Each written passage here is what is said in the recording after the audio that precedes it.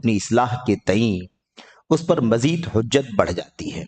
خلاصہ کیا ہے؟ خلاصہ یہ ہے کہ بعض طلبہ یہ سوچتے ہیں کہ اگر ہم علمی حلقوں میں بیٹھیں گے اہل علم کے ساتھ اور علم حاصل کریں گے تو ظاہر ہے کہ ہم روشنی میں آ جائیں گے۔ علم حاصل کرنے کے بعد ہمارے پاس معلومات ہو جائے گی، تو معلومات ہو جانے کے بعد پھر ہماری ذمہ داری بڑھ جائے گی۔ پھر ہم گناہ کریں گے تو اللہ تبارک و تعالی ہماری پکڑ کرے گا کہ تمہارے پاس تو علم تھا، تم نے یہ کام کیوں کیا؟ یا تمہارے ارد گرد لوگ غلطیاں کر رہے تھے، تم نے انہیں کیوں نہیں آگاہ کیا؟ تمہارے پاس علم تھا۔ تو بعض طلبہ جو ہیں یا بعض مبتدی طلبہ یا بعض لوگوں کے یہاں یہ شبہ ہے کہ اس وجہ سے وہ لوگ علم حاصل کرنے کے لیے علماء کے حلقوں میں بیٹھنا نہیں چاہتے۔ اب یہ بھی دیکھیے شبہ ہے، وسوسہ ہے، لیکن اس سے زیادہ یہ ہے کہ یہ بہت بڑا شیطانی فریب ہے۔ علم حاصل کر کے روشنی میں آدمی خود آ جائے، لوگوں کو روشنی میں لے آئے، ظاہر ہے کہ اس سے بہتر اور کیا ہو سکتا ہے؟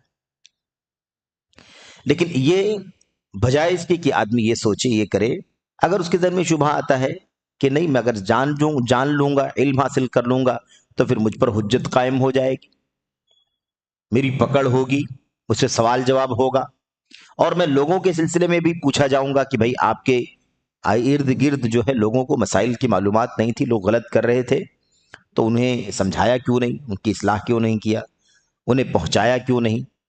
تو یہ سوچ کر کے کچھ لوگ جو ہے وہ شرعی علم حاصل کرنے سے کتراتے ہیں اور یہ سوچتے ہیں کہ نہ ہم علم حاصل کریں گے، نہ ہم پر حجت قائم ہوگی، نہ اللہ تبارک و تعالیٰ ہم سے سوال کرے گا، اور نہ دوسروں کے بارے میں اللہ تبارک و تعالیٰ ہم سے پوچھے گا۔ اس لیے علم حاصل کرنے سے، علماء کے ساتھ مجلسوں میں بیٹھنے سے، حلقات علم میں بیٹھنے سے وہ کنارہ کشی اختیار کرتے ہیں، دوری اختیار کرتے ہیں۔ ایسے لوگوں کو آپ کیا نصیحت فرمائیں گے؟ شیخ صالح فوزان حافظ اللہ ایسے لوگوں کو کیا نصیحت فرمائیں گے؟ جواب میں کہتے ہیں کہ یہ ایک شیطانی وسوسہ ہے۔ جب علم سے روکنے کی بات آ جائے تو سمجھ لو کہ شیطان آ چکا ہے۔ شیطان ہی ہے جو علم سے روکتا ہے، روشنی میں نہیں آنے دیتا، جاہل بنائے رکھنا چاہتا ہے۔ اور اسی لیے یاد رکھیں کہ جو بھی علم دین سے روکتا ہے، علم شرعی سے روکتا ہے یا رکاوٹ بنتا ہے کسی وجہ سے، وہ شیطان ہے، شیطانیت کی راہ پر چل رہا ہے۔ کیونکہ نبوت کی روشنی علم ہے۔ اللہ تعالیٰ نے نبیوں کو بھیج کر کے اپنے بندوں کے بیچ میں علم کی روشنی پھیلائی، کتاب اتار کر کے اللہ نے علم کی روشنی پھیلائی تاکہ اللہ کے بندے اندھیرے سے نکل کر کے روشنی میں آ جائیں اور جان لیں کہ میرے رب کو کیا پسند ہے، میرے اللہ کو کیا منظور ہے، اس کے لیے کیا کرنا چاہیے، کیا نہیں کرنا چاہیے۔ یہ اللہ تبارک و تعالیٰ نے انبیاء کو بھیج کر کے، ایسے ہی کتابوں کو اتار کر کے چیز امت کو اللہ تعالیٰ نے اپنے بندوں کو پہنچائی۔ تو یہ تو علم کا کام اللہ تبارک و تعالیٰ نے انبیاء کے ذریعے سے، اپنی کتابوں کے ذریعے سے اپنے بندوں میں کر دی ہے۔ اب شیطان نہیں چاہتا ہے کہ نبوت کا علم، قرآن کا علم، سنت کا علم یہ اللہ کے بندوں کو پہنچے، کیونکہ علم کی روشنی میں جب آ جائیں گے تو پھر ظاہر سی بات ہے کہ پھر شیطان کی داؤ، فریب، اس کی چالیں، اس کا مکر، اس کے شبہات، اس کی شہوات اور ایسے جتنے بھی اس کے ہتھ کنڈے ہیں گمراہ کرنے کے، بہکانے کے، وہ سب کے سب ناکام ہو جائیں گے، فیل ہو جائیں گے، وہ ناکام ہو جائے گا اپنے مقصد میں۔ اس لیے شیطان نہیں چاہتا ہے کہ لوگ علم کی روشنی میں آئیں۔ تو یہ ایک شیطانی وسوسہ ہے۔ وہ آپ سے کہتا ہے کہ علم حاصل نہ کرو، کیونکہ اگر تم علم حاصل کرو گے تو تمہارے خلاف حجت بن جائے گا۔ آپ سوچئے، یہی ہے کہ شیطان چھوٹی چھوٹی چیزوں میں انسان کو الجھا دیتا ہے۔ علم حاصل نہ کرو، علم حاصل کرو گے تو حجت قائم ہو جائے گی، حجت قائم ہو جائے گی تو اللہ تبارک و تعالیٰ کے یہاں تمہیں سوالات کے جوابات دینے ہوں گے۔ ٹھیک ہے، تھوڑی دیر کے لیے رک جاؤ، سوچنے والے جیسے سوچتے ہیں ذرا سا سوچ کر کے دیکھو۔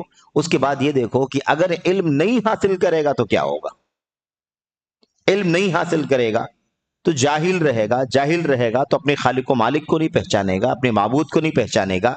ہمارا خالق و مالک ہم سے کیا چاہتا ہے، اس کی رضا کس چیز میں ہے، اس کی ناراضگی کس چیز میں ہے، آدمی نہیں جانے گا۔ اور نہیں جانے گا تو اللہ تبارک و تعالیٰ کے سامنے حساب و کتاب کے لیے کھڑا ہوگا تو کیسے حساب و کتاب دے گا؟ لا دریت ولا تلیت. اللہ تبارک و تعالیٰ نے، اللہ کے نبی علیہ السلام نے فرمایا کہ قبر میں منکر نکیر جب آئیں گے اور اسے سوال جواب کریں گے اور وہ کہے گا لا ادری، ہائے افسوس مجھے نہیں معلوم، ہائے افسوس مجھے نہیں معلوم، تو فرشتے کیا کہیں گے؟ لا دریت ولا تلیت، کہاں سے علم ہوگا تجھے؟ نہ تو نے پڑھا، نہ تو نے سیکھا، نہ تو نے علم حاصل کیا، نہ تو علم والوں کے پاس گیا، نہ تو نے اس کی اہمیت سمجھی، تو جاہل کا جاہل رہا، اس کی سزا تجھے ملے گی.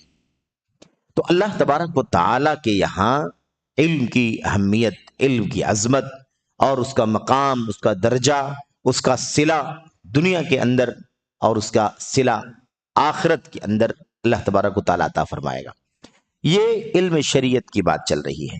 اچھا آپ دیکھیں کہ جو ایسے علوم ہیں جو شریعت سے نہیں ہیں، دنیا کے علوم ہیں، عصر یعنی زمانے کے علوم ہیں، ایسے علوم کے سلسلے میں کتنی توجہ پائی جاتی ہے؟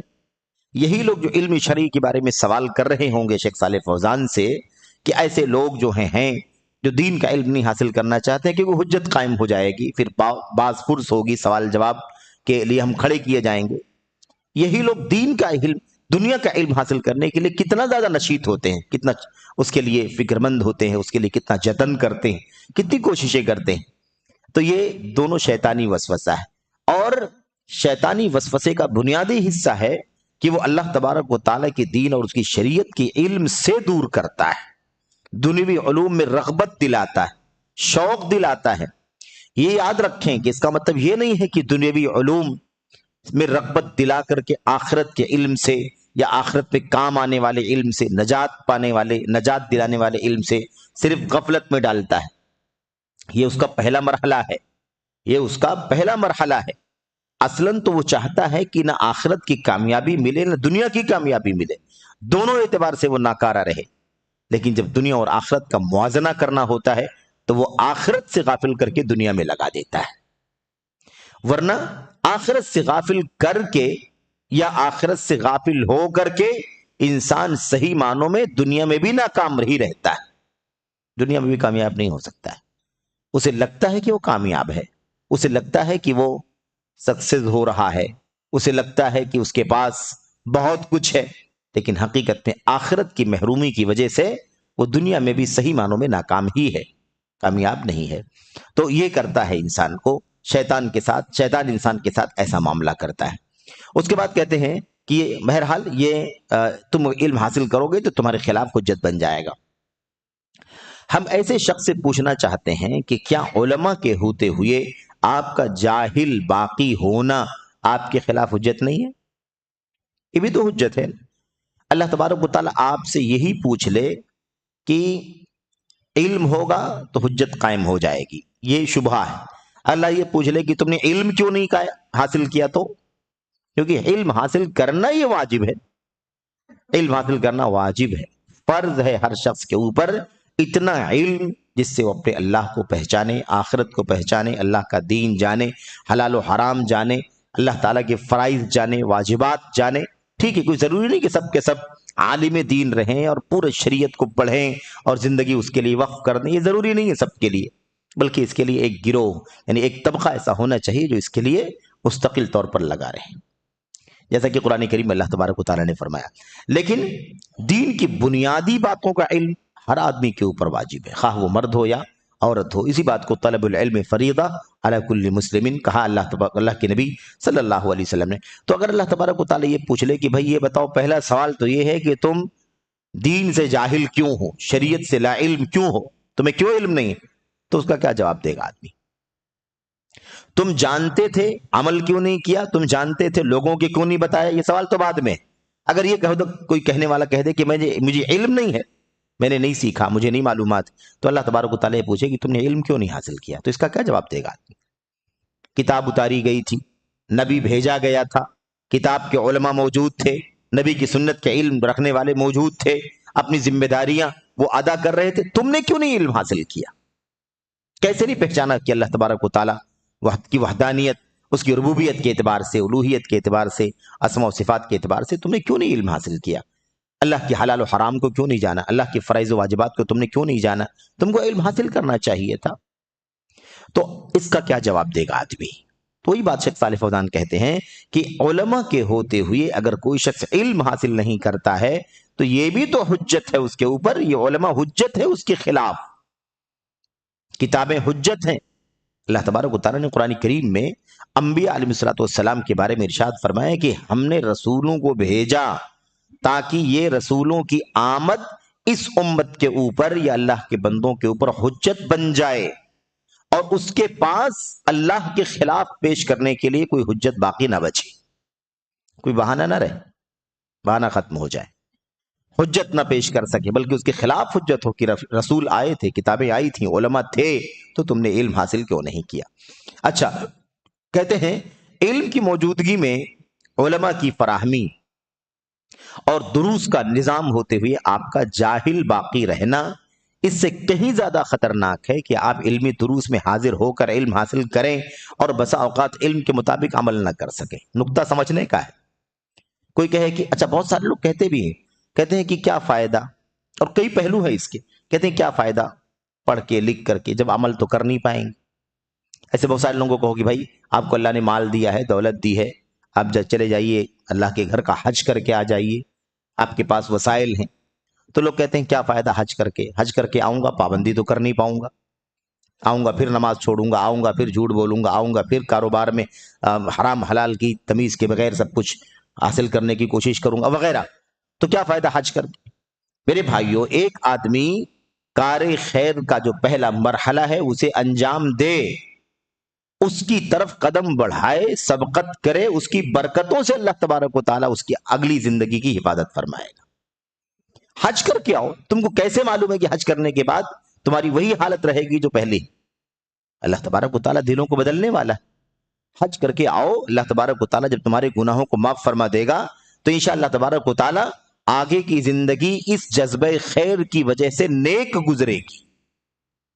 یہ سوچ ہونی چاہیے۔ یہ کہنا کہ میں کیا فائدہ حج کر کے پھر گناہ کے کام کروں گا، تو کیا فائدہ علم حاصل کر کے عمل تو نہیں کر پاؤں گا؟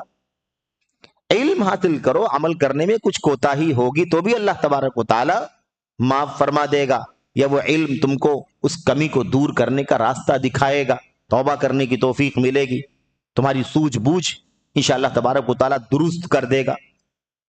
اللہ تبارک و تعالیٰ کہ دین کا جو تقاضا ہے وہ یہ ہے کہ ایک بندہ اللہ کے دین کا علم حاصل کرے، علم کی روشنی میں آئے، جہالت سے بچے۔ یہ امت علم کی امت ہے۔ اس امت کو سب سے پہلی جو وحی اللہ تعالیٰ کی طرف سے ملی وہ پڑھنے لکھنے کے سلسلے میں ملی، علم حاصل کرنے کے سلسلے میں ملی۔ اس لیے ہماری ذمہ داری ہے کہ ہم اس طرح کے شیطانی وسوسے، شبہات اپنے ذہن و دماغ میں لا کر کے علم حاصل کرنے سے دوری اختیار نہ کریں، علم حاصل کریں۔ انشاءاللہ تبارک و تعالیٰ اسی علم کی وجہ سے ہمیں عمل کی توفیق عطا فرمائے گا۔ کوتاہیاں کریں گے تب تو بھی اسی علم سے ہمیں رہنمائی ملے گی کہ کوتاہی کتنی ہوگی تو اس کا انجام کیا ہوگا، کوتاہی کم ہوگی، زیادہ ہوگی، کون سی کوتاہی ہوگی، کون سی کوتاہی ہوگی، تو اس کا حکم کیا بنے گا۔ ان تمام چیزوں کا فیصلہ ہم علم کی روشنی میں کر سکیں گے۔ تو یہ زیادہ خطرناک ہے کہ آدمی علم ہی نہ حاصل کرے، یہ کم خطرناک ہے کہ آدمی علم حاصل کرے، عمل کرے، لیکن عمل کرنے میں کچھ کوتاہی ہو جائے، یہ کم خطرناک ہے۔ آدمی علم حاصل نہ کرے، بہت بڑا خطرناک مسئلہ ہے یہ کہ آدمی جاہل پڑا ہوا ہے، جبکہ یہ امت بینات کی امت ہے، دلائل کی امت ہے، براہین کی امت ہے، آیات کی امت ہے، احادیث کی امت ہے۔ تو کیسے یہ امت جاہل رہ سکتی ہے جبکہ اللہ تبارک و تعالیٰ کے دین میں جا بجا علم حاصل کرنے کی تلقین ہے، ترغیب ہے، اس پر دنیا میں اچھا صلہ اور بدلہ، آخرت میں اچھا صلہ اور بدلہ دینے کا اللہ تعالیٰ نے وعدہ فرمایا ہے۔ اس لیے ہمیں علم حاصل کرنے میں سبقت کرنی چاہیے، آگے بڑھنی چاہیے، بڑھنا چاہیے آدمی کو۔ تو بہرحال اس کے بعد کہتے ہیں کیونکہ انسان طبعی طور پر اعمال میں کوتاہی کرتا ہے اور اس سے کچھ گناہ بھی سرزد ہو جاتے ہیں، لیکن اگر وہ ذکر کی مجلسوں اور اللہ کے گھروں میں سے کسی گھر میں مطلب جہاں علمی حلقات لگتے ہوں، علمی حلقات کا دروس کا انتظام ہو، ایسے دروس میں اگر بیٹھنے کا اہتمام کرنا شروع کر دے تو امید ہے اللہ کی ذات سے کہ وہ گناہوں سے چوکنا رہے گا، کمیوں سے، کوتاہیوں سے چوکنا رہے گا۔ یہ علمی دروس میں بیٹھنا، علمی حلقات میں بیٹھنا، علمی مجلسوں میں بیٹھ کر کے علم حاصل کرنا، اس سے انسان کو عمل کرنے کی ترغیب ملتی ہے اور اپنے آپ کو گناہوں سے بچانے کی رغبت ملتی ہے کہ انسان اپنے آپ کو گناہوں سے بچائے، نیک کام کرے۔ تو یہ جو کمی اور گناہ کی بات آدمی سوچ رہا ہے نا کہ علم حاصل کر لوں گا، عمل نہیں کر پاؤں گا، کوتاہی کروں گا، حجت قائم ہو جائے گی، سوال جواب مجھ سے ہوگا، دوسروں کے بارے میں سوال جواب ہوگا، یہ ساری جو باتیں ہیں، ان تمام چیزوں کا خاتمہ بھی علم ہی کے ذریعے سے ہو سکتا ہے، اس کا بھی ازالہ علم کے ذریعے سے ہوگا، علمی حلقات میں بیٹھنے سے ہوگا، اس لیے علم حاصل کرنا ہی ضروری ہے۔ تو بہرحال یہ علمی حلقے دلوں کی زندگی ہیں۔ علمی حلقے کیا ہیں؟ دلوں کی زندگی ہے۔ بلا شبہ علم جو ہے نا، یہ دل کا نور ہے۔ جسے علم دین کا، شریعت کا علم جس کے پاس نہیں ہے، حقیقت میں وہ تاریک دل ہے، وہ اندھیرے، وہ اس دل کے اندر اندھیرا ہے، ظلمت کدا ہے وہ دل، جس دل کے اندر توحید کا، سنت کا، حلال و حرام کا، فرائض و واجبات کا، تقوی کا نور نہیں ہے، حقیقت میں وہ دل تاریک دل ہے، ظلمتوں سے بھرا ہوا دل ہے۔ تو اس شبہے اور وسوسے کے سبب شیطان تمہیں علم نافع اور شرعی علوم کے حصول سے ہرگز نہ روکے۔ شیخ صالح فوزان کہتے ہیں کہ اس طرح کی شبہات کے ذریعے سے، اس طرح کے وسوسوں کی وجہ سے تم علم حاصل کرنے سے ہٹ جاؤ، ایسا نہیں ہونا چاہیے، ایسا نہیں ہونا چاہیے، تو یہ شبہ نہ لاؤ۔ اچھا، دوسری بات جو خاص بات ہے وہ ہمیں یہ سمجھنی ہے کہ اللہ تبارک و تعالیٰ کا جو نظام ہے دنیا میں، وہ نظام یہی چین ہے، یہی تو چین، یہی تو سلسلہ ہے۔ اللہ تبارک و تعالیٰ نے علم حاصل کرنے کے لیے علم والے انبیاء علیہ السلام کو بھیجا، یعنی نبیوں کو بھیجا، اور وحی کے ذریعے سے ان کے سینوں کو علم سے بھر دیا۔ اس کے بعد امت کے لوگوں کو علم سکھائیں، علم حاصل کرے امت، جو اپنی ذات کے لیے علم حاصل کرنا ہے کہ وہ اللہ کے دین پر عمل کر سکے، وہ کم از کم دین کی موٹی باتوں کا علم حاصل کرے۔ جو اس کام کے لیے، اس مشن کے لیے مختص ہیں، یعنی انبیاء کی وراثت کو آگے بڑھانے کے لیے کوشش کرنے والے لوگ ہیں، ایسے لوگ پورا اپنی زندگی کا اوڑھنا بچھونا ہی مثال کے طور پر علم حاصل کرنا بنا لیں، یا اس کے لیے فارغ ہو جائیں، فری ہو کر کے مستقل طور پر وہ علم حاصل کریں، اور پھر اس کے بعد اگلے لوگوں کو سمجھائیں، بجھائیں، گمراہیوں سے انہیں نکالیں، ہدایت کی راہ دکھائیں۔ یہی تو اللہ تبارک و تعالیٰ کا نظام ہے۔ ایسے ہی تو پوری دنیا قائم ہے۔ اللہ تعالیٰ نے دنیا بنائی، زمین و آسمان قائم کیے، اس کے بعد سلسلہ چلتا رہا، کوئی معاملہ کفر و شرک کا نہیں تھا۔ 1000 سال کے بعد جب شرک کی بنیاد پڑی تو اب اس سے آگاہ کرنے کے لیے کتابیں آ رہی ہیں، انبیاء آ رہے ہیں، ہدایت کے لیے، رہنمائی کے لیے اللہ تبارک و تعالیٰ کے رسولوں کا سلسلہ چلتا رہا، اور یہاں تک یہ سلسلہ محمد الرسول اللہ صلی اللہ علیہ وسلم پر ختم ہو گیا۔ تو خلاصہ یہی ہے کہ اللہ تعالیٰ کے نظام ہی یہی ہے دنیا کا، تو تم اس نظام سے کیوں نکلنا چاہتے ہو؟ کیوں کہتے ہو کہ علم حاصل کر لیں گے تو حجت قائم ہو جائے گی؟ تو کیا جاہل کا جاہل رہنا چاہتے ہو؟ تو یہ بات بہرحال شیخ صالح فوزان کے سامنے کی گئی۔ تو آپ دیکھیں کہ یہ بھی ہے نا، بعض مطلب جدید جو افکار ہیں، نظریات ہیں، جدید جو مناہج اور راستے ہیں، ان میں سے ایک انحراف کی بات یہ بھی ہے۔ اور ٹھیک ہے، بہت زیادہ شاید یہ چیز نہ ہو، اور اللہ کرے کہ نہ ہو بہت زیادہ، لیکن یہ چیز ہے، اور دین کا علم حاصل کرنے کے حوالے سے تو یہ مسئلہ موجود ہے، ہمارے بیچ میں موجود ہے، ہمارے گھروں میں موجود ہے، ہمارے پڑوس میں موجود ہے۔ بہت سارے لوگ آپ کو ملیں گے جو دین کی مجلسوں میں آپ کو دکھائی نہیں دیں گے۔ آپ ان سے کہیں گے کہ بھائی آپ کبھی نظر نہیں آتے ہیں، فلاں پروگرام ہو رہا ہے، فلاں درس ہو رہا ہے، فلاں جلسہ ہو رہا ہے، فلاں علماء آ رہے ہیں، تو کہتے ہیں بھائی کیا کریں گے ہم لوگ، ہمارے بس کا وہ نہیں ہے، آپ لوگ کوشش کیجئے، پڑھیے، سیکھیے، ہمارے بس کا نہیں ہے، ہم سیکھ لیں گے تو اس پر چل تو پائیں گے نہیں، اس لیے بہتر ہے کہ اپنے حال پر چلتے رہیں۔ تو ایسا ایک طبقہ ہے، اور یہ بھی شیطان کا بہت بڑا وسوسہ ہے، کیونکہ شیطان سب سے زیادہ علم حاصل کرنے والوں کے پیچھے رہتا ہے، کیونکہ یہی علم ہے جو انسان کو ہدایت کی راہ دکھاتا ہے، علم ہے جس سے انسان ضلالت سے، ظلمتوں سے، اندھیروں سے، شبہات کے فتنوں سے، شہوات کے فتنوں سے اپنے آپ کو آزاد کرتا ہے۔ اس لیے شیطان نہیں چاہتا کہ علم حاصل کریں۔ بہرحال تو یہ ایک سوال تھا، سوال نمبر 26، اور اس کا مختصر طور پر جواب۔ اس کے بعد جو اگلا سوال ہے، سوال نمبر 27، اس سوال کے اندر کچھ اہم باتیں خاص طور پر بیان کی گئی ہیں، اور سوال اور اس کا جواب تفصیلی ہے، اور انشاءاللہ تبارک و تعالیٰ بہت زیادہ اہم بھی ہے، مفید بھی ہے، اور اس میں بہت ساری باتیں انشاءاللہ تبارک و تعالیٰ آنے والی ہیں۔ سوال نمبر 27 میں کیا بیان کیا گیا ہے، دیکھیے سوال نمبر 27، فضیلت الشیخ یعنی شیخ صالح فوزان کو مخاطب کر کے سوال کرنے والا سوال کر رہا ہے، کہتا ہے کچھ نوجوان اور طلبہ علم بعض موضوعات کے سبب آپس میں گروہ بندی کا شکار ہے، کچھ مسائل کو لے کر آپس میں اختلاف کر لیے ہیں اور آپس میں پارٹی ہے نا، کئی ایک ٹولیاں بن گئی ہیں۔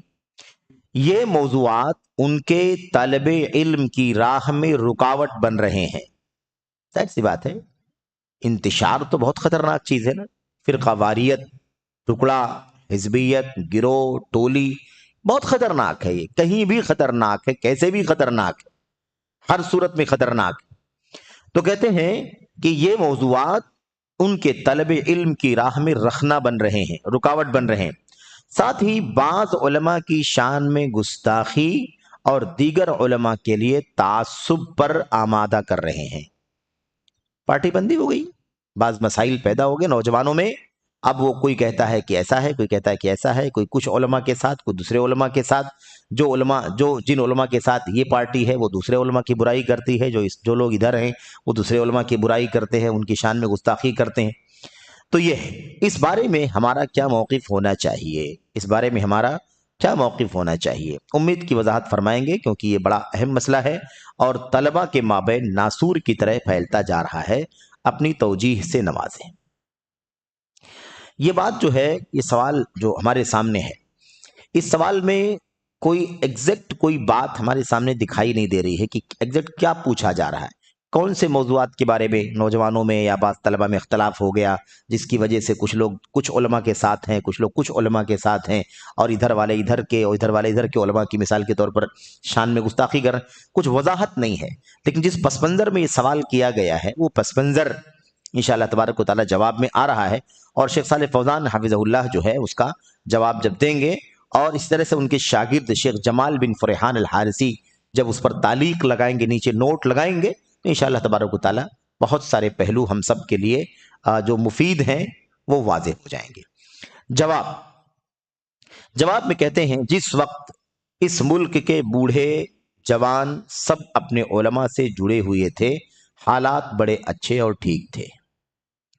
دیکھا آپ نے، علم سے جڑے ہوئے جب تک تھے، اس کا مطلب یہ ہے کہ جو حالات میں اتھل پتھل آئی اور اتنے سارے سوالات اور اتنے سارے فرقے اور نئے نئے راستے جو نکل گئے، اور امت کے یا سعودی عرب کے عوام، ایسے ہی نوجوان، ایسے ہی خواص کے یہاں جو بہت کچھ انتشار پیدا ہو گیا، اس کی وجہ یہ ہے کہ لوگ اب اپنے جو منہج سلف کے خالص علماء ہیں اس سے جڑ کر رہنے کے بجائے اب ادھر ادھر دائیں بائیں آگے پیچھے بہت سارے لوگوں کو دیکھنے لگے، سننے لگے، پڑھنے لگے، شریک ہونے لگے، سوال جواب کرنے لگے، تو یہ انتشار کیا ہو گیا؟ پیدا ہو گیا۔ تو یہ کہہ رہے ہیں کہ جس وقت اس ملک کے بوڑھے جوان سب اپنے علماء سے جڑے ہوئے تھے، حالات بڑے اچھے تھے۔ حالات کیا تھے؟ بہت اچھے تھے اور ٹھیک تھے۔ ان کے درمیان بیرونی افکار و نظریات نہیں آتے تھے۔ بیرونی افکار و نظریات، اب چونکہ سعودی عرب ایک ایسا ملک ہے جو ایک حاکم کے تابع ہے، ولی امر کے تابع ہے، مسلمانوں کی جماعت ہے، وہ جماعت المسلمین ہے۔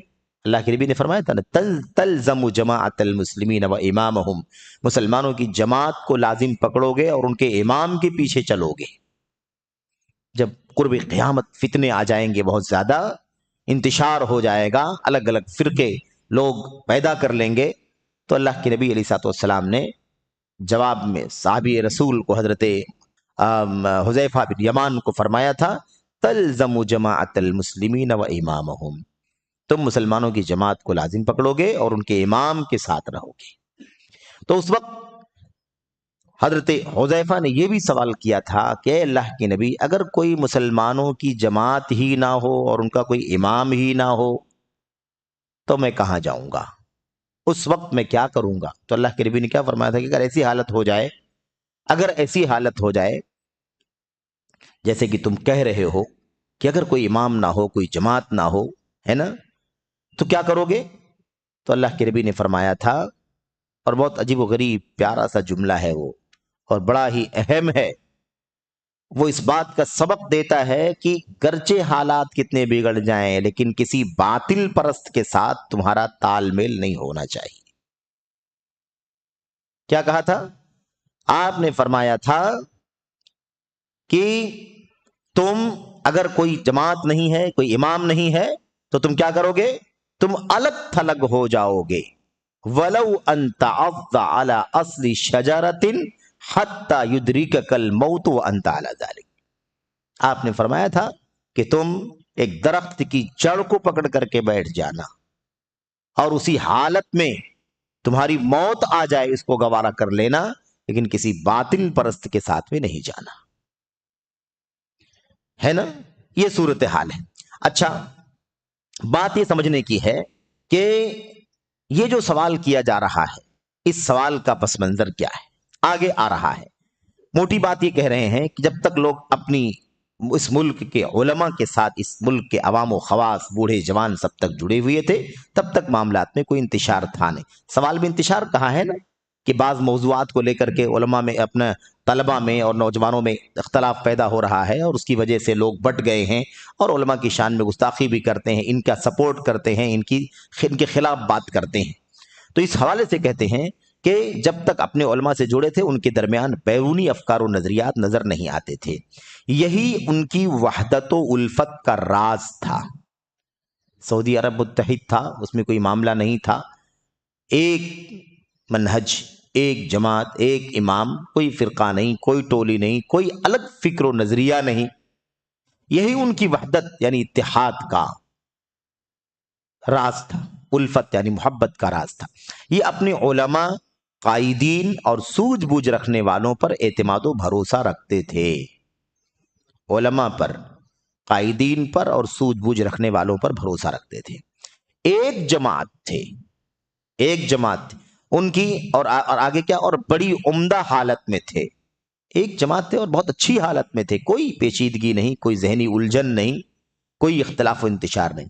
یہاں تک کہ باہر سے آنے والے افراد، باہر سے آنے والے افراد یا بعض کتابوں اور میگزینوں کے راستے سے بیرونی افکار و نظریات ملک میں داخل ہوئے۔ دیکھا آپ نے، یہ ہے اصل میں راز جس کی وجہ سے فساد اور فتنہ پیدا ہوا ہے۔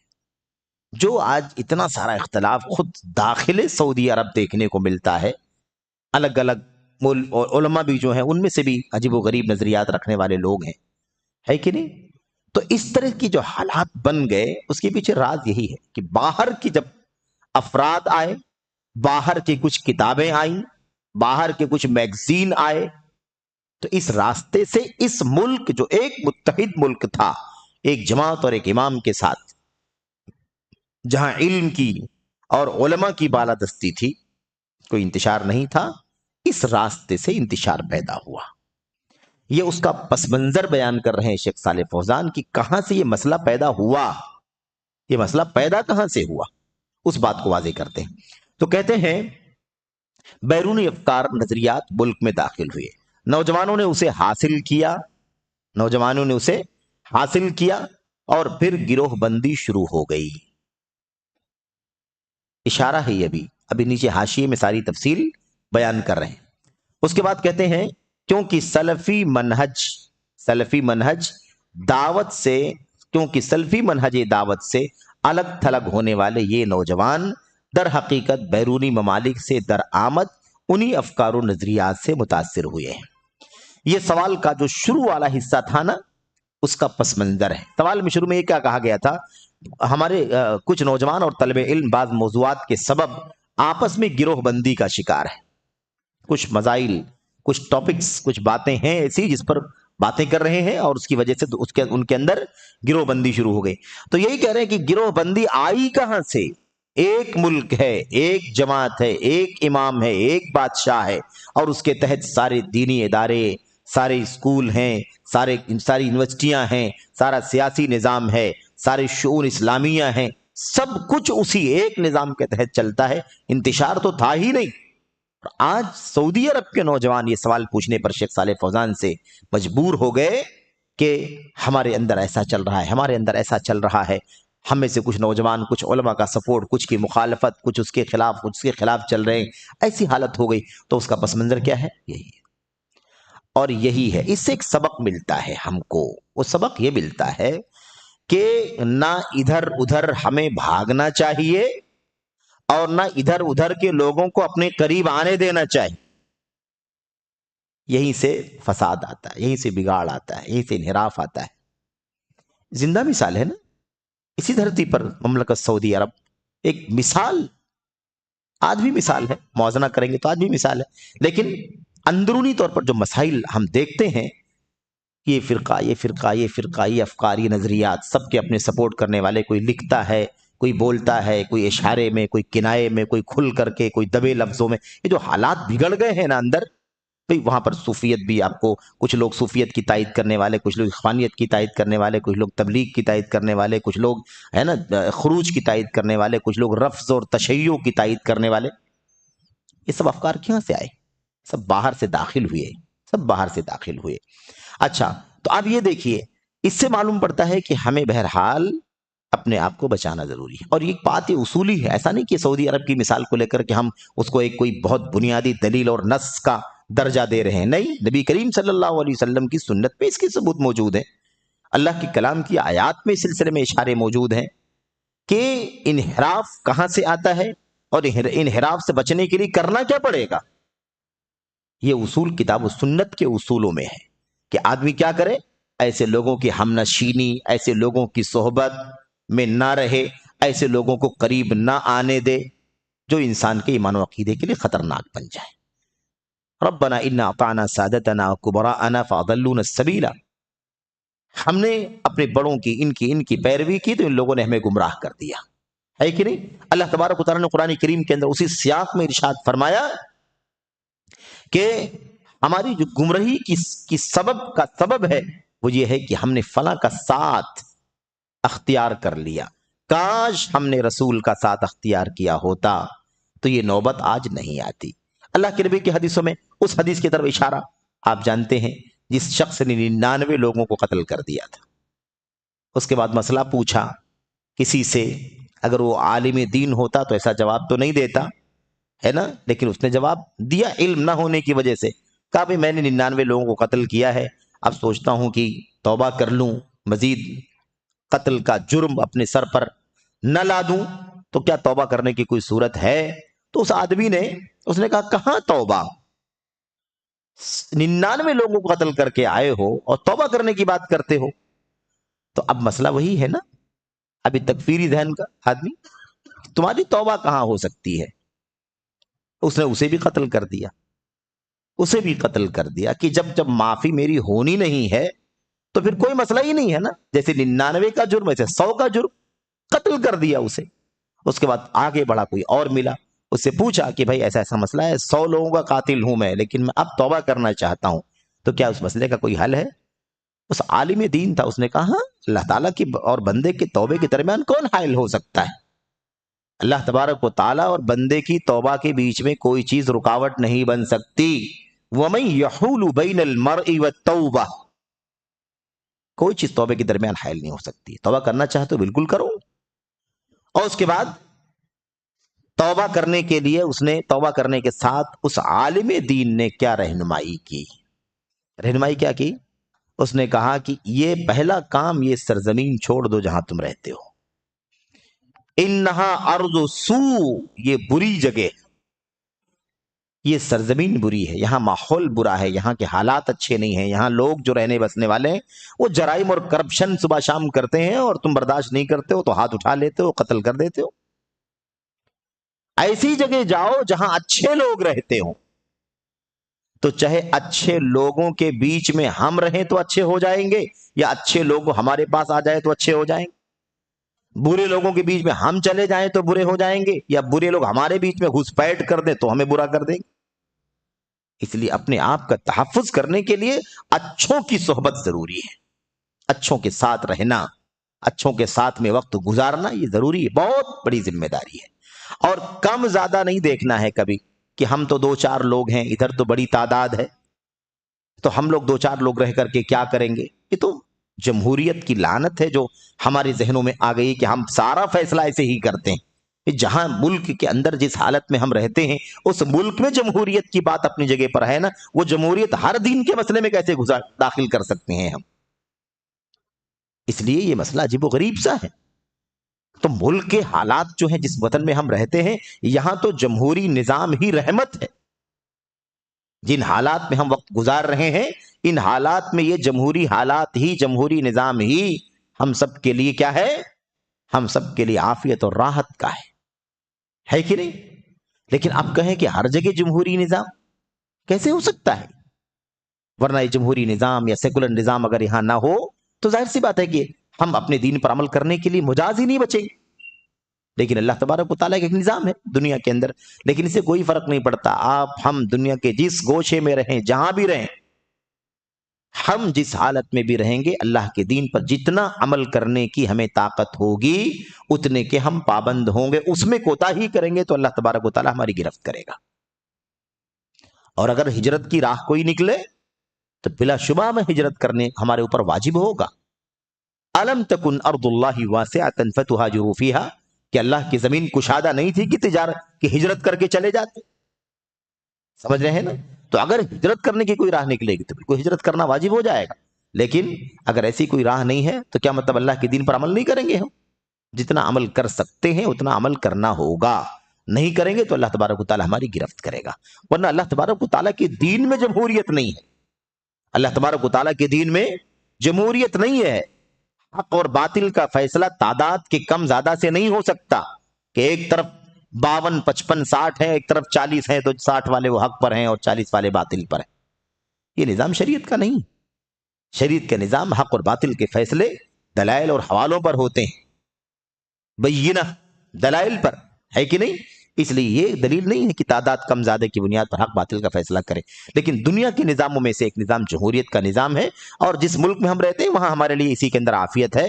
تو ایسا نہیں کہ ہم جمہوریت کو کوئی دین سمجھتے ہیں۔ ان حالات میں، جن حالات میں ہم اس ملک میں اس وطن میں ہم زندگی گزار رہے ہیں، ان حالات میں یہاں کے حساب سے یہ سیکولر نظام ہی ہم سب کے لیے عافیت کا نظام ہے۔ ہم اللہ سے دعا گو ہیں کہ اللہ تبارک و تعالیٰ اسلام کو مضبوطی عطا فرمائے، اسلام کو بالادستی عطا فرمائے، اسلام کو تمکنت عطا فرمائے، مسلمانوں کو سچا مسلمان بن کر کے اللہ کے دین پر چلنے کی توفیق عطا فرمائے۔ توحید کی دعوت اور شرک کی مذمت کا جو سب سے بڑا مشن انبیاء لے کر کے آئے تھے، اللہ تبارک و تعالیٰ ہمیں کما حق اسے انجام دینے کی توفیق عطا فرمائے، اور ہم سب کو اس کی برکتوں سے نوازے۔ خالص سنت کی دعوت، بدعات کی تردید، خرافات کی تردید، یہ ہمارا سب سے بڑا مشن تھا، انبیاء علیہ الصلوۃ والسلام کے ذریعے سے ہمیں ملا ہے۔ اللہ تعالیٰ ہمیں اس میں اپنی کوششیں صرف کرنے کی توفیق عطا فرمائے، اور پھر اللہ تبارک و تعالیٰ اس کے جو نتائج ملنا چاہیے، جس کا وعدہ ہے، وہ نتیجے اور وہ انجام بھی اللہ تعالیٰ ہم سب کو عطا فرمائے۔ یہ اپنی جگہ پر طے ہے، مسلم مسئلہ ہے، لیکن یہ جو بات ہے نا، جو جمہوریت کا ہر جگہ دین کے مسئلے میں، یہ چیز نہیں ہو سکتی ہے، اس کی کوئی گنجائش نہیں ہے اللہ تبارک و تعالیٰ کے دین میں۔ تو بہرحال بات ہی چل رہی تھی کہ ہمیں حقیقت میں اپنے ایمان کا، اپنے عقیدے کا، اپنی فکر کا تحفظ کرنے کے لیے ہر طرح کے اندر باہر کے فتنوں سے بچانا ضروری ہے۔ ہم ایسے لوگوں کے قریب نہ جائیں، ایسے لوگوں کو اپنے قریب نہ آنے دیں۔ فَإِيَّاكُمْ وَإِيَّاهُمْ، فَإِيَّاكُمْ وَإِيَّاهُمْ، ایسے لوگ آئیں گے مستقبل میں جو تمہیں شبہات میں تمہارے پاس شبہات لے کر کے آئیں گے، قرآن کے شبہات لے کر کے آئیں گے، سنت کے اندر شبہات لے کر کے آئیں گے۔ فَإِيَّاكُمْ وَإِيَّاهُمْ، ان سے بچ کر کے رہنا، یعنی اپنے آپ کو ان سے بچانا اور ان سے خود کو دور رکھنا۔ یہ اللہ کے نبی صلی اللہ علیہ وسلم کی ہم سب کو تعلیم ہے، ہدایت ہے۔ تو بہرحال اس ملک کے اندر جو انحراف یعنی مسائل پیدا ہوئے سعودی عرب کے اندر، اس کی وجہ کیا ہے؟ باہر کے افکار، نظریات ملک میں داخل ہوئے، نوجوانوں نے اسے حاصل کیا، اور پھر گروہ بندی شروع ہو گئی، کیونکہ سلفی منہج دعوت سے الگ تھلگ ہونے والے، سلفی منہج دعوت سے الگ تھلگ ہونے والے، نئے مناہج سے جڑنے والے، سلفی منہج سے الگ ہونے والے، جدید مناہج سے جڑنے والے، یہ نوجوان در حقیقت بیرونی ممالک سے درآمد انہی افکار و نظریات سے متاثر ہوئے ہیں، جبکہ وہ دعات اور نوجوانان جو اپنے علماء سے مستقل جڑے رہے ان درآمد افکار و نظریات سے متاثر نہیں ہوئے، وہ الحمدللہ اپنے سلف صالحین کی طرح آج بھی درست منہج پر گامزن ہیں، قائم ہیں۔ تو خلاصہ یہی ہے کہ جو سلف کی راہ پر چلنے والے علماء سے وابستہ رہے، سلف کے منہج پر مضبوطی سے قائم رہے، وہ آج بھی ہدایت کی راہ پر ہے، کوئی انحراف نہیں، کوئی مسئلہ نہیں۔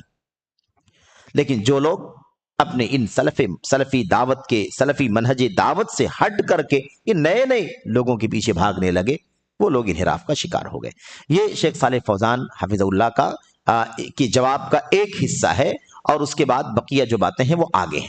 اچھا، اسی کے ساتھ ساتھ میں چاہتا ہوں کہ پورا پڑھنے کے بعد نہیں بلکہ جہاں جہاں ہم گزریں وہیں ہم اس کے حاشیے کو بھی اور اس کی مزید وضاحتوں کو بھی پڑھ لیں، تاکہ بات جو ہے وہ دور نہ چلی جائے۔ کیا کہا ہے؟ باہر سے آنے والے افراد یا بعض کتابوں اور میگزینوں کے راستے سے بیرونی افکار نظریات ملک میں داخل ہوئے ہیں۔ شیخ صالح فوزان کی کہ اس جواب پر یہاں شیخ جمال جو ہے کہتے ہیں، جیسے فرقہ الاخوان المسلمین کے لوگ جن کے ذریعہ ہر طرف عقائد میں تساہل اور منہج سلف سے انحراف کا بلوہ عام ہے، اسی طرح تبلیغی جماعت وغیرہ، ہم اللہ سے عافیت کے خواستگار ہیں۔ اشارہ کر دیا شیخ نے کہ دو جماعتیں، دو افکار باہر سے سعودی عرب کے اندر داخل ہوئے ہیں۔ ایک ہے اخوانی فکر، الاخوان المسلمون ہے نا، جو حسن البنا کی قائم کی ہوئی ہے، وہ ایک فکر داخل ہوئی، اور دوسری فکر جو ہے وہ جماعت تبلیغ کی ہے جو سعودی عرب کے اندر داخل ہوئی۔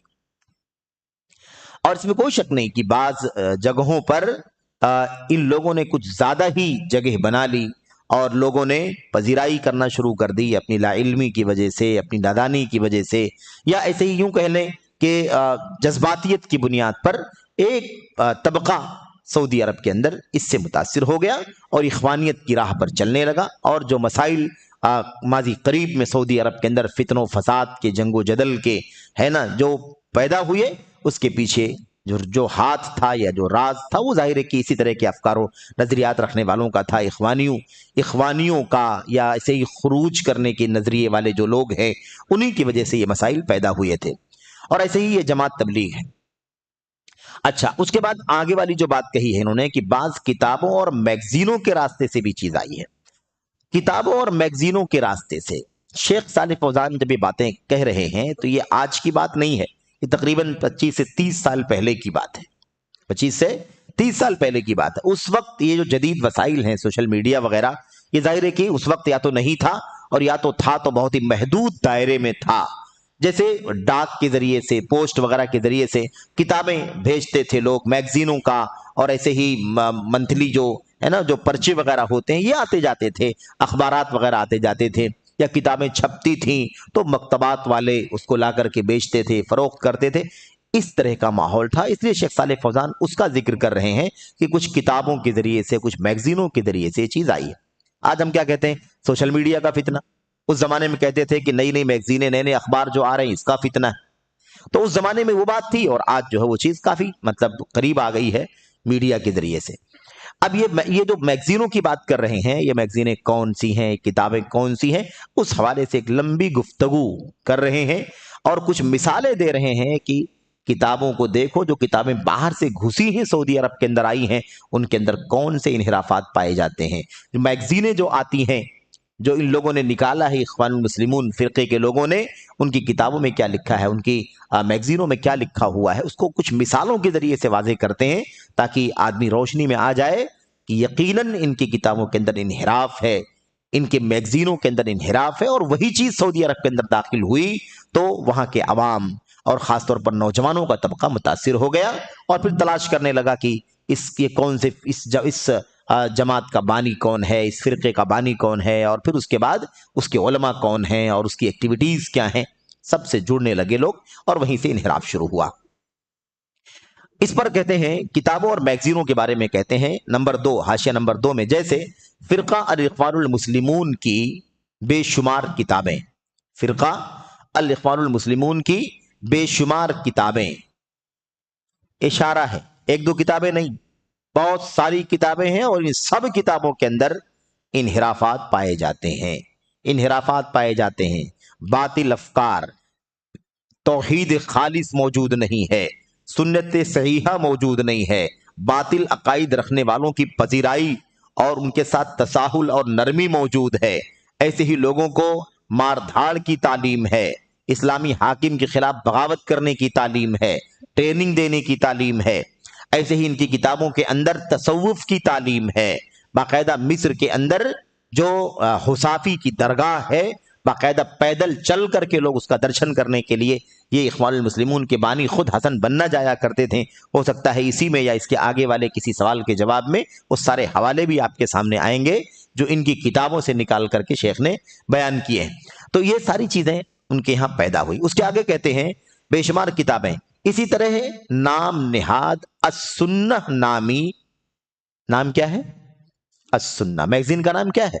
السنہ۔ یہ ہمیشہ باطل پرستوں کا کام رہا ہے، نام ایک دم کھرا استعمال کر کے زہر ڈالنا۔ یہ سمون کہتے ہیں یدسون السم فی العسل، شہد کے اندر زہر داخل کرتے، یہ ان کا کام ہے۔ کیا ہے؟ نام ہے، نام نہاد میگزین کا نام ہے السنہ، اور یہ میگزین کس کی ہے؟ اخوانی میگزین ہے، قطبی میگزین ہے، یعنی اخوان المسلمون کا فرقہ سید قطب جیسے تکفیری یا ایسے ہی کہہ لیجئے خروج کا نظریہ لوگوں کے درمیان عام کرنے والا نظریہ اس کے اندر بھرا ہوا ہے، جس میں شہد میں زہر گھول دیا گیا ہے۔ عنقریب اس کے ایڈیٹر کے بارے میں گفتگو آئے گی اور اس کے معاملے کو بے نقاب کیا جائے گا۔ شیخ کیا کہہ رہے ہیں؟ اس کا ایڈیٹر کون ہے اور اس میگزین میں کیا کیا لکھا ہوا ہے اس کو بے نقاب کیا جائے گا۔ علامہ البانی رحمۃ اللہ علیہ کا ایک قول یہاں پر نقل کر دیا گیا ہے جان بوجھ کر کے۔ علامہ البانی رحمہ اللہ السنہ نامی اس میگزین کے بارے میں فرماتے تھے لیس لہا من اسمہا نصیب، اس میگزین کو اپنے نام کا کوئی حصہ نہیں ملا ہے۔ اس میگزین کا نام کیا ہے؟ السنہ، لیکن میگزین کو السنہ کا کوئی حصہ نہیں ملا ہے، یعنی سنت کی کوئی چیز نہیں ہے اس کے اندر، نام ہی صرف سنت کا، اس کا نام کیا ہے؟ سنت ہے، لیکن اس کے اندر سنت کچھ بھی نہیں۔ تو اس میگزین میں اس کے نام کا کوئی حصہ نہیں ہے۔ یہ کہاں کہا شیخ نے؟ یہ دیکھیے کتاب کا حوالہ لکھا ہوا ہے النبذ الوفیہ فی وجوب الانتساب الی السلفیہ، یہ سلیم ہلالی کی کتاب ہے، صفحہ نمبر 35 پر حاشیہ نمبر 4 میں یہ بات لکھی ہوئی ہے۔ اچھا، یہ بات ہو گئی، تو یہ دو باتیں ہو گئی نا کہ افراد کی وجہ سے انحراف آیا ہے اور ایسے ہی کچھ کتابوں اور میگزینوں کے ذریعے سے انحراف آیا ہے۔ اور یہاں پر شیخ نے ابھی کوئی تفصیل نہیں بیان کی ہے، آگے حاشیے میں آ رہا ہے۔ اس کے بعد آگے جواب میں کیا آیا تھا؟ آگے جواب میں یہ ہے کہ جو لوگ سلف صالحین کے راستے کو پکڑ کر اپنے علماء سے جڑ کر ہے نا اللہ کے دین پر چلتے رہے، ان کے اندر آج بھی کوئی انحراف موجود نہیں ہے، وہ الحمدللہ سنت کے راستے پر چل رہے ہیں۔ اس پر حاشیہ لگاتے ہوئے کہتے ہیں 3 نمبر حاشیے میں، یعنی سنت پر مضبوطی سے گامزن رہنے والے، سنت پر مضبوطی سے قائم رہنے والے اہل الحدیث والاثر سلفی حضرات، اہل الحدیث والاثر، حدیث پر چلنے والے، صحابہ کے آثار پر چلنے والے سلفی حضرات، جنہیں بسا اوقات منہج سلف سے دشمنی رکھنے والے سنت سے لا علمی کے سبب متشدد، انتہا پسند، ایجنٹ اور خوشامد کرنے والا وغیرہ کہتے ہیں۔ یہ سب نام بھائیوں نے دیے ہیں، یہ سب لوگوں نے ہمیں القاب دیے ہیں، تو کہتے ہیں کہ یہ جو اہل الحدیث والاثر اور سلفی حضرات ہیں، انہیں بسا اوقات منہج سلف سے دشمنی رکھنے والے سنت سے لا علمی کے سبب متشدد کہتے ہیں۔ سنت پر چلنا کیا ہے؟ تشدد۔ ہم کہتے ہیں کہ سنت پر چلو، بدعت سے، بدعت کی راہوں سے دور رہو، تو کیا کہتے ہیں؟ متشدد ہے۔ تو متشدد ہے یعنی بدعت نہیں کرنے دیتا ہے، متشدد ہے بدعت پر نہیں چلنے دیتا ہے، متشدد ہے شرک نہیں کرنے دیتا ہے۔ یہ کیا بات ہوئی؟ یہ تو اللہ کا دین ہے میرے بھائیوں، تشدد کی کیا بات؟ اگر یہ تشدد ہے تو اللہ کا دین ہی ایسا ہے۔ تم نے اپنے دین کو بدنام کرنے کا کام کیا، اپنی زبان سے اللہ کے دین کو تشدد کا دین کہتے ہو۔ اگر ہم خود کہتے ہیں تو باہر کا آدمی تو اور زیادہ اللہ کے دین کو تشدد کا دین کہے گا۔ تو یہ عجیب و غریب نادانی کی چیز ہے. اور کیا کہتے ہیں؟ انتہا پسند. دیکھا آپ نے؟ انتہا پسند، جبکہ انتہا پسندی خود ان کے یہاں پائی جاتی ہے.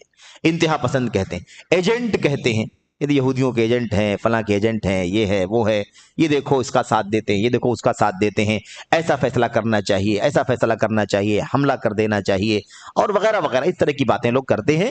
اور جو علماء اس طرح کی باتیں نہیں کرتے ان کے کہتے ہیں کہ یہ فلاں کے ایجنٹ ہیں. اس طرح کی باتیں. ایسی خوشامد کرنے والا کہتے ہیں کہ حاکموں کے ہے نا یہ کیا ہے، سب دستے نگر ہیں، حکمرانوں کے پیچھے پیچھے چلتے ہیں، حکمرانوں کی چاپلوسیاں کرتے ہیں. اس طرح کا یہ لوگ ان اہل الحدیث والاثر اور علماء سلف کو، سلفی منہج کے علماء کو اس طرح کے تانے وہ دیتے ہیں. اور اس میں کوئی تعجب کی بات نہیں ہے. شیخ جمال کہتے ہیں اس میں کوئی تعجب کی بات نہیں ہے. یعنی اس طرح کے تانے پہلے بھی دیے گئے، ہمیشہ دیے جاتے رہیں، تو کوئی تعجب کی بات نہیں کہ ان لوگوں نے تانا دیا ہے.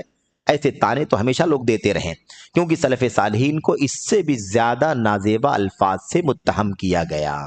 ہمارے اسلاف جو تھے، صحابہ، تابعین، تبع تابعین، ائمہ، محدثین کو آپ دیکھیں تو انہیں اس سے بھی زیادہ نازیبا الفاظ سے متہم کیا گیا. مثلا انہیں حشویہ اور مجسمہ کہا گیا. حشویہ اور مجسمہ، یہ دونوں ہی الفاظ بہت اہم ہیں اور ان کی شرح بھی کرنے کی ضرورت ہے. تو یہاں پر حشویہ کے بارے میں تو نیچے وضاحت آ رہی ہے، حشویہ کے بارے میں نیچے وضاحت آ رہی ہے. اچھا، خلاصے کلام، یہاں پر آپ دیکھیں خلاصے کلام. اور یہ بھی یاد رکھیں کہ یہ جو حاشیہ ہے نا، حاشیہ دیکھیں دو حاشیہ ہیں، اصل متن کے علاوہ دو حاشیے ہیں. تو دونوں حاشیوں کو سمجھیں کہ دونوں حاشیے کہاں سے کہاں تعلق رکھتے ہیں. ہمارا جو سلسلہ ابھی چل رہا ہے یہ صفحہ نمبر 190 والا اور صفحہ نمبر 91 اور ایسے ہی صفحہ نمبر 92، یہ جو پورے حاشیے چل رہے ہیں یہ نیچے والا حاشیہ ہے، بالکل تیسرے نمبر کا حاشیہ.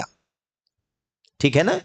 یہ جو دوسرا حاشیہ جس کو ہم پڑھ رہے تھے، حشویہ اور مجسمہ وغیرہ کہا گیا خلاصہ کلام. تو یہاں سے پھر یہ بات آپ کو کہاں ملے گی؟ صفحہ نمبر 193 پر. صفحہ نمبر 193 خلاصہ کلام.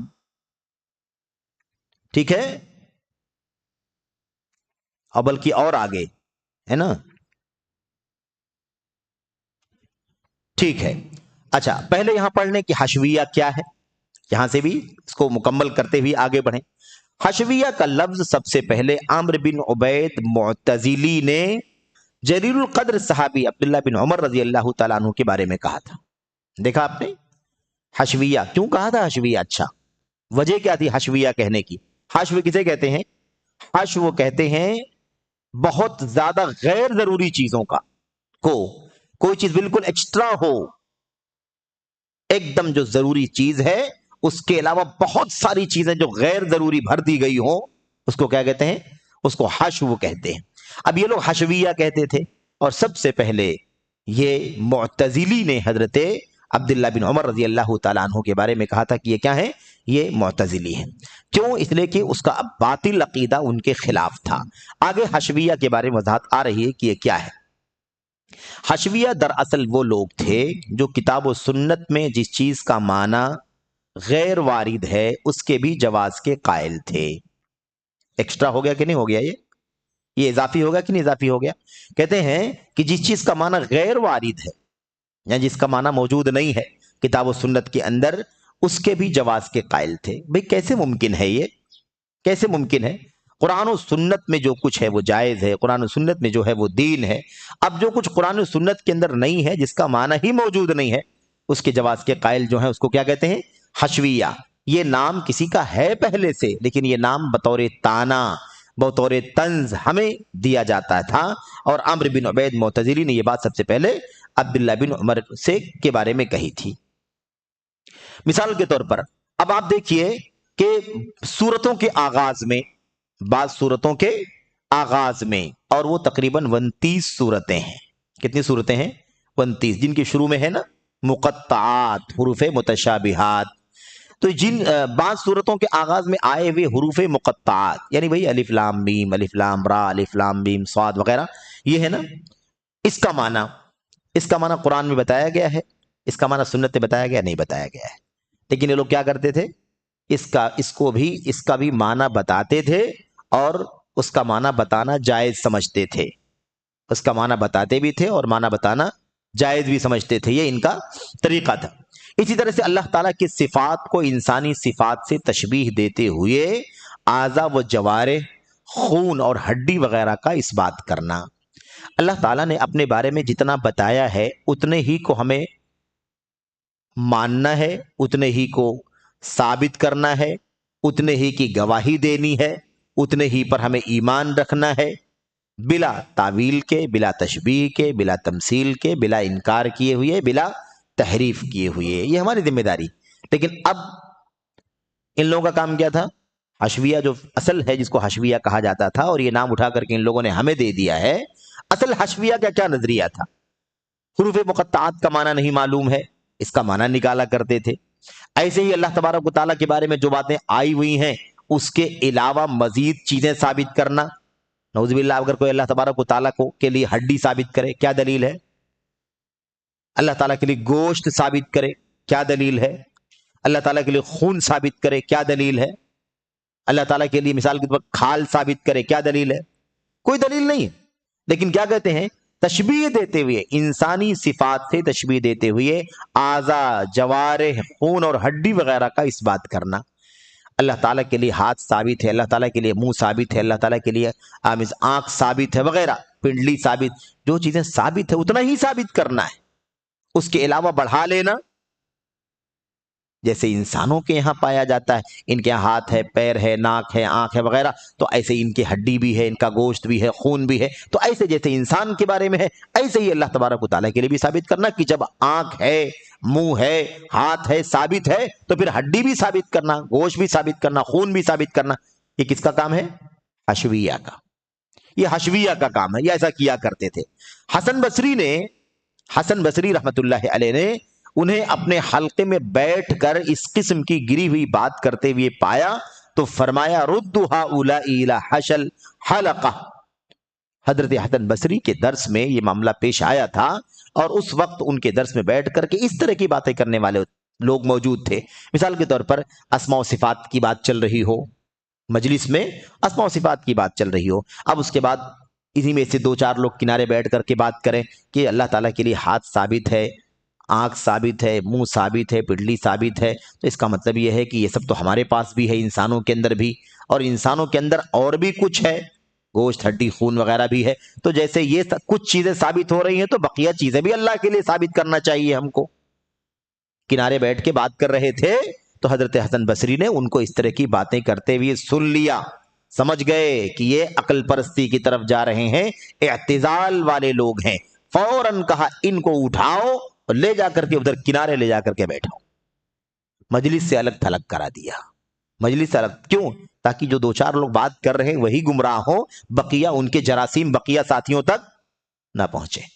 تو یہ حضرت حسن بصری نے کیا تھا کہ ان کو حلقے کے کونے میں لے جاؤ، یہی سے اس قسم کے لوگوں کو حشویہ کہا جانے لگا۔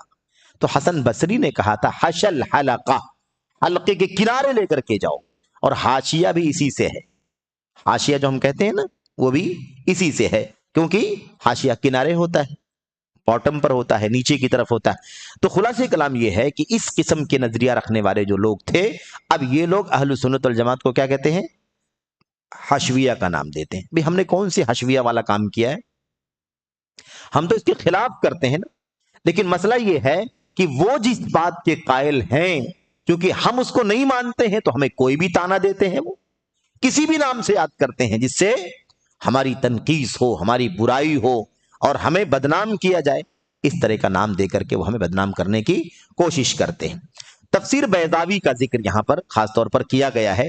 تفسیر بیضاوی کے محشی شہاب الدین خفاجی لکھتے ہیں، تفسیر کی کتاب ہے جس کا نام ہے تفسیر البیضاوی، تفسیر البیضاوی۔ امام بیضاوی ایک عالم گزرے ہیں، ان کے ہاں کچھ انحرافات بھی ہیں، بہرحال تو ان کی ایک تفسیر ہے۔ اس تفسیر کے اوپر حاشیہ لکھنے والے شہاب الدین خفاجی ہیں، وہ لکھتے ہیں حشویہ وہ لوگ ہیں جنہوں نے ظاہر کو اپنایا، ظاہر کو اپنایا اور تجسیم وغیرہ کے قائل ہو گئے۔ تجسیم یعنی جسم ثابت کرنے کے قائل ہو گئے۔ ہم اللہ تبارک و تعالیٰ کے لیے اتنی ہی چیزوں کو ثابت کرتے ہیں جتنا اللہ کے کلام میں آیا ہوا ہے۔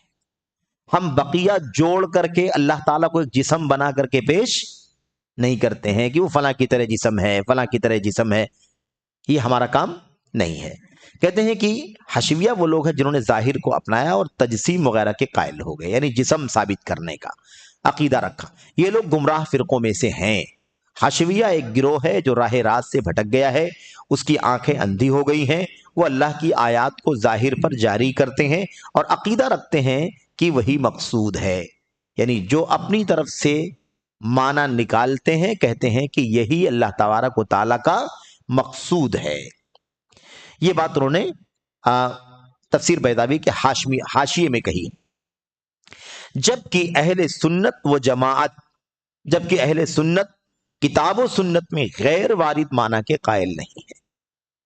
اگر یہ طریقہ اختیار کر لیا جائے جو طریقہ انہوں نے اختیار کیا ہے تو پھر آپ سوچئے کہ دین کا کھلواڑ ہو جائے گا کہ نہیں ہو جائے گا۔ پھر ہر آدمی اپنی عقل کے مطابق معنی نکالتا رہے، جس کا معنی نہیں بتایا گیا اس کا معنی ہمیں ثابت کرنے کی گنجائش نہیں ہے۔ تو شیخ کہتے ہیں کہ اہل سنت کتاب و سنت میں غیر وارد معنی، یعنی جو معنی نہیں نکلتا ہے، نہیں بنتا ہے، وہ معنی غیر وارد معنی کے قائل نہیں ہے، بلکہ وہ اللہ کے اسماء و صفات کو اللہ کی شایان شان ہر قسم کی تعطیل، تشبیہ، تمثیل، تعویل اور تکییف کے بغیر ثابت کرتے ہیں۔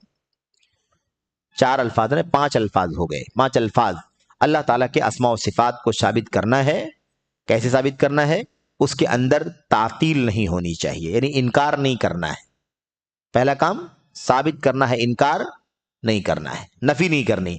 دوسری چیز تشبیہ نہیں ہونی چاہیے کہ اللہ تبارک و تعالیٰ کی اسماء و صفات فلاں کی جیسے ہیں، تشبیہ نہیں ہونی چاہیے۔ تیسری چیز تمثیل نہیں ہونی چاہیے، کسی کے سیم ثابت کرنا۔ تشبیہ کا مطلب ہوتا ہے اس سے ملتا جلتا، اور تمثیل کا مطلب سیم ٹو سیم ثابت کرنا، مثل ثابت کرنا۔ دونوں چیزیں جائز نہیں ہیں۔ چوتھی چیز کیا ہے؟ تعویل نہیں ہونی چاہیے۔ تعویل کہہ لو یا تحریف کہہ لو۔ تعویل کا مطلب ہوتا ہے اس کو توڑ مروڑ کر کے اس کا معنی نکالنا، توڑ مروڑ کر کے اس کے الفاظ کو بدل دینا یا الفاظ کے معنی کو بدل دینا۔ ایسا کوئی طریقہ درست نہیں۔ جیسے ہے نا، استوا والوں نے، جیسے تعویل کرنے والوں نے استوا کے لفظ کو استولا کا معنی لے لیا۔ ثم استوى علی العرش، الرحمن علی العرش استوا، تو استوا کا معنی کیا لیا؟ استولا، غالب ہو گیا، قابض ہو گیا، جبکہ قابض ہونے کا معنی نہیں ہے یہاں پر۔ اللہ تبارک و تعالیٰ کے بارے میں یہ کہنا کہ اللہ تعالیٰ قابض ہو گیا، تو اس کا مطلب یہ نکلتا ہے کہ پہلے کوئی اور قابض تھا۔ دوسرا معنی یہ نکلتا ہے کہ قابض ہونا یعنی مطلب اس کا نہیں تھا، وہ قابض ہو گیا۔ بہت سارے منفی معنی نکلتے ہیں نا اس کے، اور یہ معنی ہے ہی نہیں۔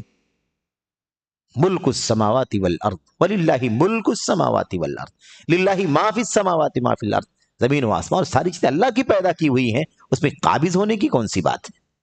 تو استوا کا مطلب اللہ تعالیٰ عرش پر بلند ہوا جیسے اس کی شان ہے، جیسے اس کی شان ہے۔ ہمیں نہیں معلوم کیسے بلند ہوا، عرش پر بلند ہوا، تو یہ معنی ہے۔ اس کے بعد آخری لفظ ہے تکییف، کیفیت بیان کرنا، یعنی کسی سے مشابہت نہیں بیان کرنا، کسی کی مثل نہیں بیان کرنا، کوئی کیفیت بیان کرنا، ایسا اللہ تعالیٰ مثال کے طور پر ایسے ہے، اللہ تبارک و تعالیٰ کی فلاں صفت اس طرح سے، کوئی کیفیت بنانا یہ بھی جائز نہیں ہے۔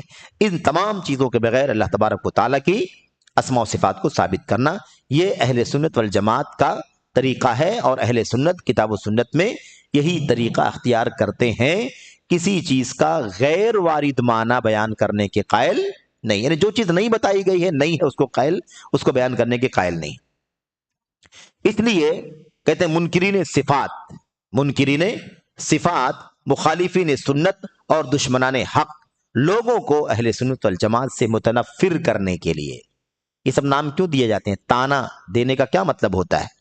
برے القاب سے ایجنٹ کہنا یا پٹھو کہنا یا چاپلوس کہنا وغیرہ، اس طرح کی باتیں جو کہتے ہیں، کیوں کہتے ہیں؟ تاکہ لوگوں کو نفرت دلانے کے لیے اس طرح کے القاب سے انہیں اس بات صفات کے سبب حشویہ، مجسمہ وغیرہ القاب سے تانا دیتے ہیں۔ اب چونکہ یہ لوگ اللہ تبارک و تعالیٰ کے اسماء و صفات کا ایک بڑا طبقہ جہمیہ کا جو ہے، معطلہ کا، وہ اللہ کی صفات کا انکار کرتا ہے۔ وہ کیا کہتا ہے کہ اللہ کی صفات مانیں گے تو اس کے نتیجے میں تشبیہ لازم آئے گی۔ یعنی اگر ہم کہتے ہیں کہ اللہ تبارک و تعالیٰ کے پاس ہاتھ ہے، اللہ تعالیٰ کے پاس آنکھ ہے، چہرہ ہے، تو پھر یہ تو بندوں کے پاس بھی ہے، تو بندوں کی مشابہت لازم آ رہی ہے، اس لیے ہمیں ثابت ہی نہیں کرنا ہے۔ کیا کرتے ہیں؟ وہ انکار کرتے ہیں، ثابت ہی نہیں کرتے۔ ثابت کرنے سے ہی وہ کیا کرتے ہیں؟ گریز کرتے ہیں۔ اسی لیے علامہ ابن تیمیہ رحمۃ اللہ علیہ نے کہا ہے کہ جو انکار کرتا ہے وہ پہلے تشبیہ دیتا ہے، اور جو تشبیہ دیتا ہے وہ انکار کرتا ہے۔ من عطل فقد شبہ ومن شبہ فقد عطل۔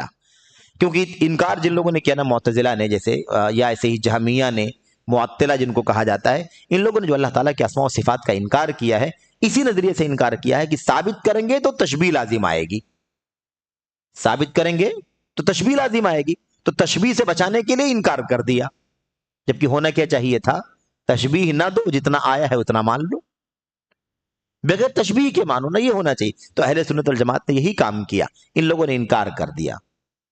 اب ہم ثابت کرتے ہیں اللہ تبارک و تعالیٰ کے ناموں کو، صفات کو، تو وہ کہتے ہیں کہ یہ لوگ تشبیہ دینے والے ہیں، یہ لوگ جسم ثابت کرنے والے ہیں، یعنی جیسے بندوں کا جسم ہے ایسے اللہ تعالیٰ کا بھی جسم کیا کرتے ہیں؟ یہ ثابت کرتے ہیں۔ اس لیے ہمیں مجسمہ بھی کہتے ہیں، جسم بنانے والا، جسم ثابت کرنے والا۔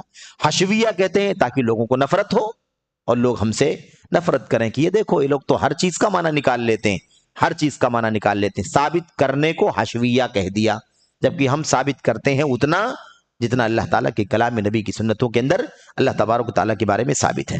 بہرحال اس کے بعد کہتے ہیں اس تانے سے ان کے خواص کا مقصد یہ ہوتا ہے، اس تانا سے ان کے جو خاص لوگ ہیں ان کا مقصد یہ ہوتا ہے کہ حشویہ دنیا میں فضلہ اور بے وقات ہیں۔ ظاہر سی بات ہے، کسی کو بدنام کرنا ہونا تو کسی بدنام نام کو اٹھا کر کے دوسرے پر فٹ کر دیا جائے۔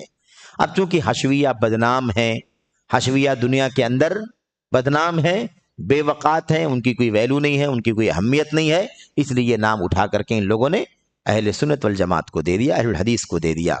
جبکہ عوام کا خیال یہ ہے کہ سلف کو حشویہ اس لیے کہا جاتا ہے کہ وہ اللہ کی فوقیت اور اس کے آسمان میں ہونے کے قائل ہیں۔ ظاہر سی بات ہے کہ ہمارا عقیدہ ہے نا، یہ انکار کرتے ہیں، اور ہم کہتے ہیں کہ نہیں، اللہ تبارک و تعالیٰ آسمان میں ہے، بلندی میں، تو کہتے ہیں کہ تم یہ ثابت کرتے ہو، یہ ثابت کرنا حشویہ کا طریقہ ہے، اس طرح سے کہہ کر کے وہ تانا دیتے ہیں۔ اچھا، تو گویا ان کا عقیدہ یہ ہے کہ اللہ تعالیٰ اس کائنات کے اندر ہے، اللہ تعالیٰ اس کائنات کے اندر ہے اور اس کا جسم ہے، جبکہ یہ سلف اور اہل سنت والجماعت پر کھلا بہتان ہے۔ کسی نے یہ بات نہیں کہی ہے، کسی نے یہ بات نہیں کہی ہے۔ شیخ الاسلام ابن تیمیہ رحمۃ اللہ علیہ رافضی ابن المطہر، اور یہی وہ آدمی ہے، ابن المطہر نام کا وہی آدمی ہے رافضی، جس کے جواب میں علامہ ابن تیمیہ نے منہاج السنہ نامی کتاب لکھی ہے۔ منہاج السنہ جو نامی کتاب ہے نا، 11 جلدوں میں چھپی ہے، ریاض سے، سعودی عرب سے، وہ روافض کی رد میں لکھی گئی ہے، اور اس کے اندر جس پر رد کیا گیا ہے وہ یہی ابن المطہر رافضی ہے۔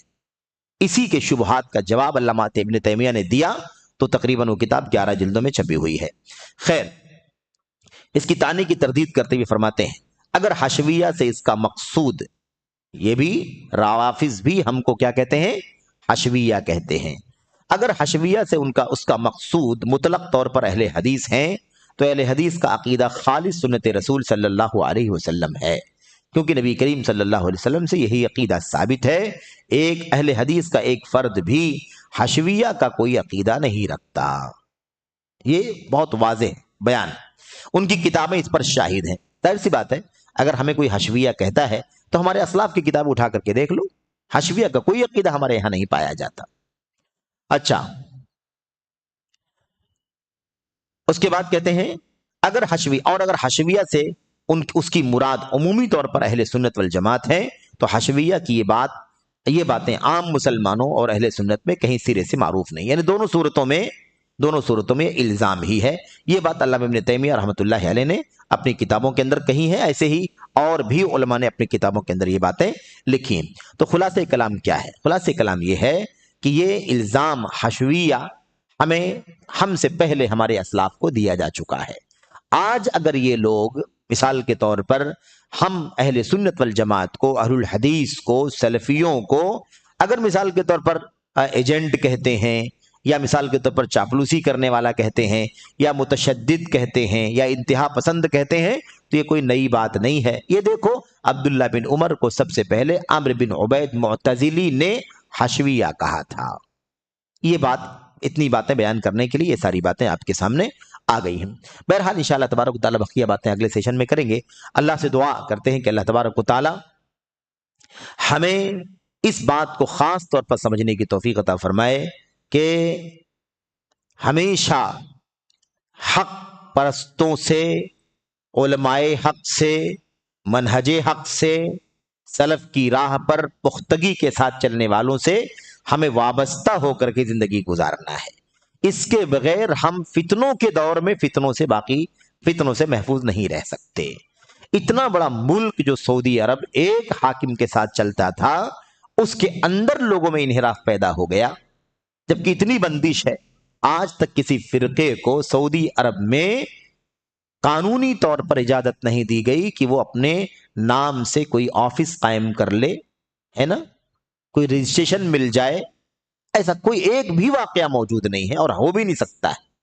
लेकिन इतनी बंदिश के बावजूद भी वहां पर इख्वानियत के जरासीम ने जड़ पकड़ लिया है, राफिजियत की जरासीम ने जड़ पकड़ रखा है। सूफी जहनियत के लोग भी मौजूद हैं, लिबरल टाइप के लोग भी मौजूद हैं जो दीन और शरीयत नहीं चाहते। आप बताइए, तो हम जिस मुल्क में रहते हैं इसमें तो कोई पाबंदी ही नहीं है। ये मुल्क तो ऐसे ही सेकुलर मुल्क है, हर एक को अपनी अपनी बात कहने, अपने अकीदे पर चलने, अपने अकीदे की नशर व इशाअत करने, अपने अफकार व नजरियात फैलाने की कानूनी परमिशन है, आईनी परमिशन है। तो ऐसी सूरत में बताइए कि हम इस वतन के अंदर रह करके अपने ईमान की हिफाजत, अपने अकीदे की हिफाजत और अपने मनहज व फिक्र की हिफाजत कैसे कर पाएंगे? बहुत जरूरत है पुख्तगी के साथ, मजबूती के साथ अपने इल्म से वाबस्ता, अपने उलमा से वाबस्ता रहें और खालिस इल्म हासिल करके ही अपने आप को हम फितनों से बचा सकते हैं। इधर उधर झांकना, देखना और इधर उधर की बातों को पढ़ना, जानने की कोशिश करना, ये सारी चीज़ें इंसान को, खासतौर पर एक तालिब इल्म को बहरहाल बहका देती हैं, वरगला देती हैं। इससे बचने की ज़रूरत है। तो अल्लाह से दुआ है कि अल्लाह ताला हम सबको इसकी तौफीक अता फरमाए। आमीन रब्बल आलमीन। व सल्लल्लाहु वसल्लम व बारक अला नबीना मुहम्मद व अला आलिहि व सहबिहि अजमईन। अस्सलामु अलैकुम।